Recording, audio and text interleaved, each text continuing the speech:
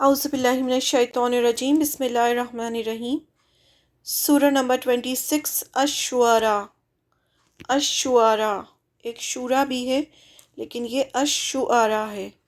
شروع اللہ کے نام سے جو بڑا مہربان نہایت رحم والا ہے۔ تاسین میم، یہ واضح کتاب کی آیتیں ہیں۔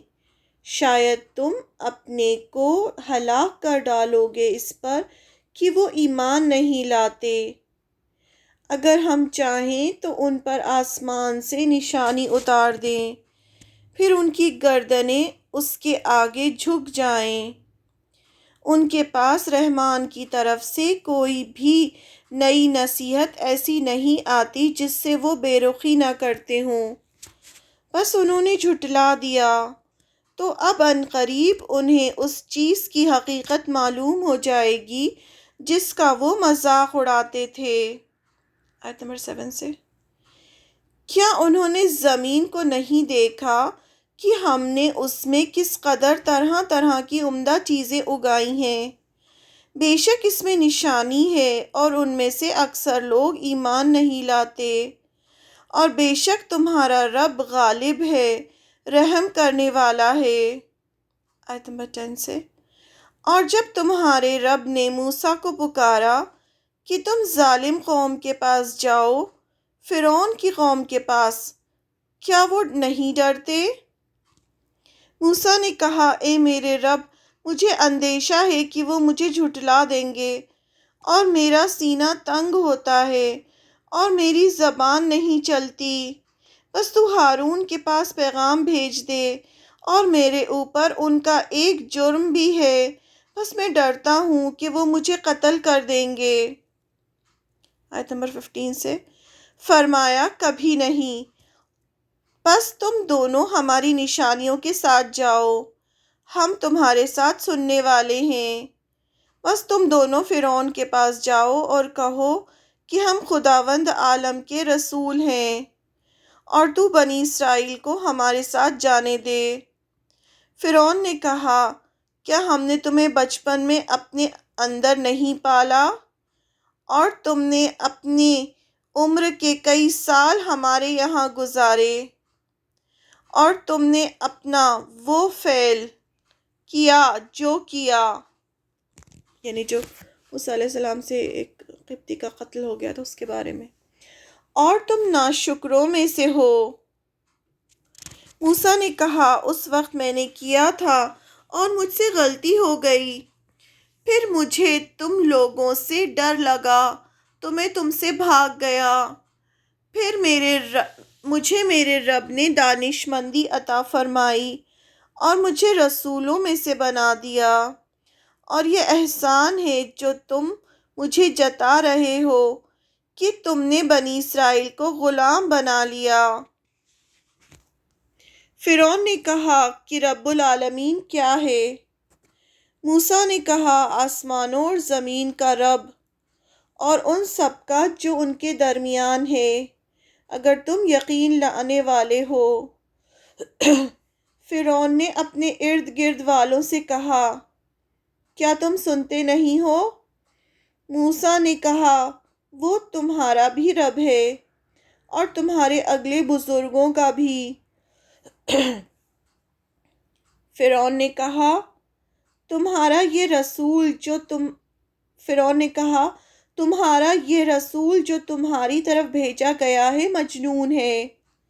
موسیٰ نے کہا، مشرق اور مغرب کا رب اور جو کچھ ان کے درمیان ہے، اگر تم عقل رکھتے ہو۔ فرعون نے کہا، اگر تم نے میرے سوا کسی کو معبود بنایا تو میں تمہیں قید کر دوں گا۔ موسیٰ نے کہا، کیا اگر میں کوئی واضح دلیل پیش کروں تب بھی؟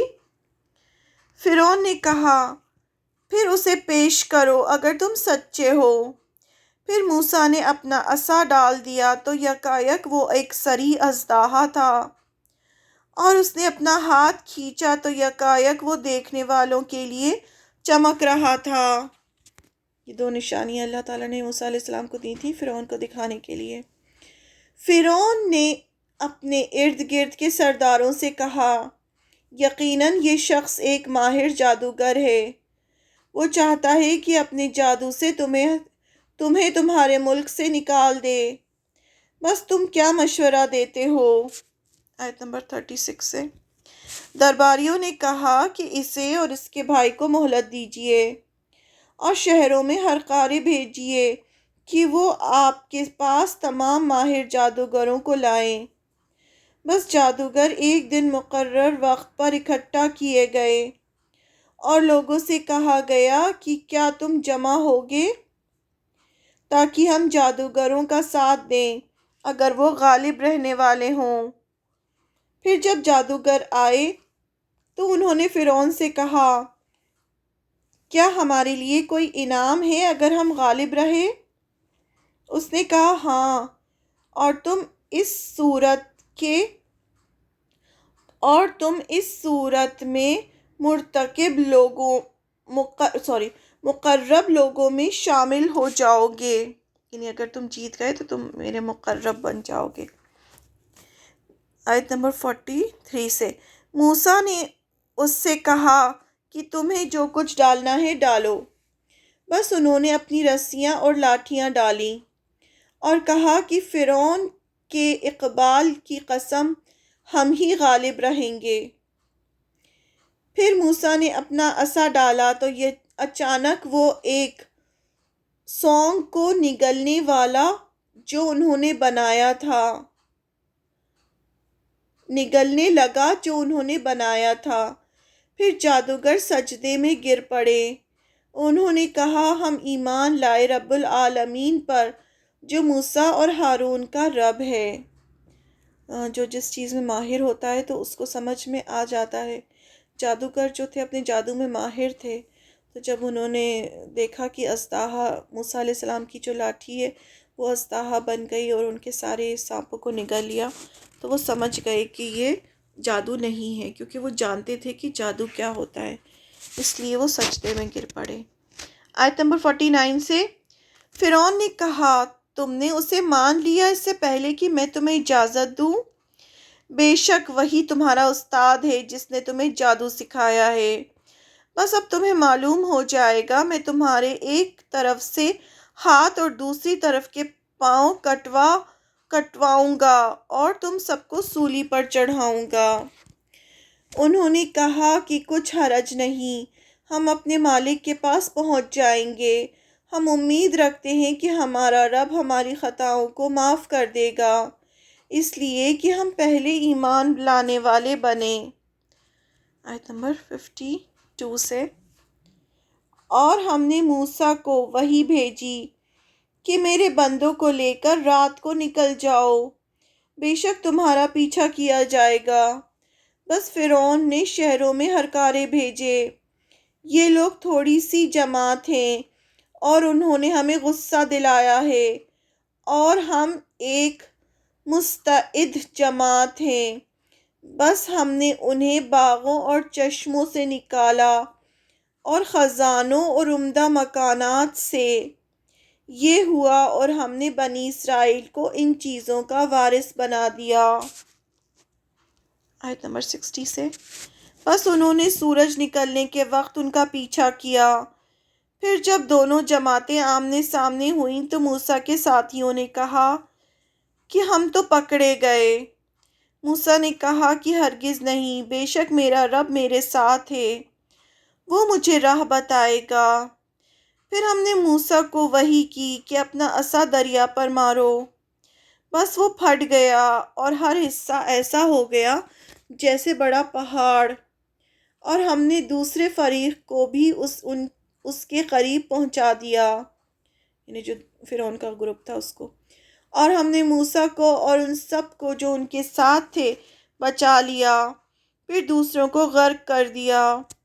بے شک اس کے اندر نشانی ہے اور ان میں سے اکثر ماننے والے نہیں ہیں، اور بے شک تیرا رب زبردست ہے اور رحمت والا ہے۔ آیت نمبر 69 سے اور انہیں ابراہیم کا قصہ سناؤ جب کہ اس نے اپنے باپ سے اور اپنی قوم سے کہا کہ تم کس چیز کی عبادت کرتے ہو؟ انہوں نے کہا کہ ہم بتوں کی عبادت کرتے ہیں اور برابر اسی پر جمے رہیں گے۔ ابراہیم نے کہا، کیا یہ تمہاری سنتے ہیں جب تم انہیں پکارتے ہو، یا وہ تمہیں نفع نقصان پہنچاتے ہیں؟ انہوں نے کہا، بلکہ ہم نے اپنے باپ دادا کو ایسا ہی کرتے ہوئے پایا۔ آیت نمبر 75 سے۔ ابراہیم نے کہا، کیا تم نے ان چیزوں کو دیکھا بھی جن کی عبادت کرتے ہو؟ پھر بھی اور تمہارے بڑے بھی، یہ سب میرے دشمن ہیں سوا ایک خداوند عالم کے جس نے مجھے پیدا کیا۔ پھر وہی میری رہنمائی فرماتا ہے اور جو مجھے کھلاتا ہے اور پلاتا ہے، اور جب میں بیمار ہوتا ہوں تو وہی مجھے شفا دیتا ہے، اور جو مجھے موت دے گا اور پھر مجھے زندہ کرے گا، اور وہ جس سے میں امید رکھتا ہوں کہ بدلے کے دن میری خطا معاف کرے گا۔ آیت نمبر 83 سے۔ اے میرے رب، مجھے حکمت عطا فرما اور مجھے نیک لوگوں میں شامل فرما، اور میرا بول سچا رکھ بات کے آنے والوں میں، اور مجھے باغ نعمت کے وارثوں میں سے بنا، اور میرے باپ کو معاف فرما، بے شک وہ گمراہوں میں سے ہے، اور مجھے اس دن رسوا نہ کر جبکہ لوگ اٹھائے جائیں گے، جس دن نہ مال کام آئے گا اور نہ اولاد، مگر وہ جو اللہ کے پاس قلب سلیم یعنی پاک دل لے کر آئے۔ آیت نمبر 90 سے۔ اور جنت ڈرنے والوں کے قریب لائی جائے گی، اور جہنم گمراہوں کے لیے حاضر کی جائے گی، اور ان سے کہا جائے گا، کہاں ہیں وہ جن کی تم عبادت کرتے تھے اللہ کے سوا؟ کیا وہ تمہاری مدد کریں گے یا وہ اپنا بچاؤ کر سکتے ہیں؟ پھر اس میں اوندھے منہ ڈال دیے جائیں گے، وہ اور گمراہ لوگ اور ابلیس کا لشکر سب کے سب۔ وہ اس میں باہم جھگڑتے ہوئے کہیں گے، خدا کی قسم ہم کھلی ہوئی گمراہی میں تھے، جبکہ ہم تمہیں خداوند عالم کے برابر کرتے تھے، اور ہمیں تو بس مجرموں نے راستے سے بھٹکایا۔ بس اب ہمارا کوئی سفارشی نہیں اور نہ کوئی مخلص دوست، بس کاش ہمیں پھر واپس جانا ہو کہ ہم ایمان والوں میں سے بنیں۔ بے شک اس میں نشانی ہے اور ان میں اکثر لوگ ایمان لانے والے نہیں، اور بے شک تیرا رب زبردست ہے، رحمت والا ہے۔